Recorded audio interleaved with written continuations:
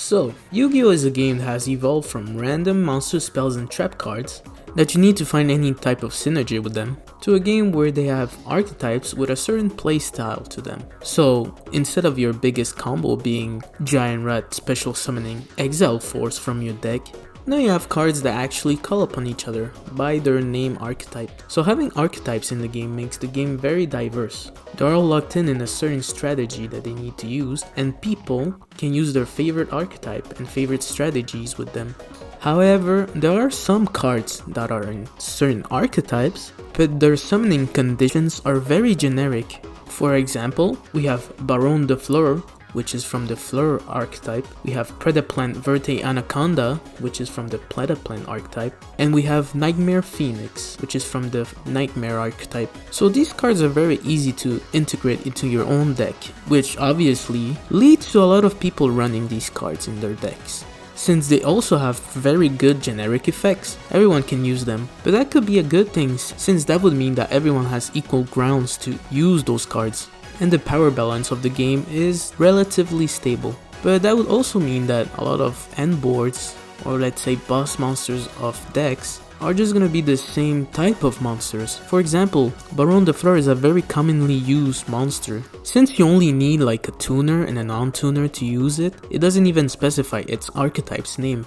So you could basically run it in every deck that can make synchro monsters. Which again, depending on who you ask, it might be a good thing and it might be a bad thing. And as of the recording of this video, Ishizu Tearlaments is a tier 0 deck, which means that most of the time, it's gonna win. And why is that? Well, first of all, the Tearlaments cards are already good on their own. The fact that you mill cards from your deck and then those same cards have effect when they're sent to the graveyard is, I don't know why they made it that way. It's too good. I'm surprised they printed these cards. But what makes them tier 0 is their synergy with the Ishizu cards. A bunch of retrains from old Yu-Gi-Oh cards from the anime used by obviously Ishizu, and they were probably meant to work with Exchange of the Spirit, and the other cards were probably meant to be used with the Ishizu cards. But the fact that the effects of all of these cards are not locked in a specific archetype, and thus making it very generic to use in any type of deck, is what makes the Ishizu Tearlaments deck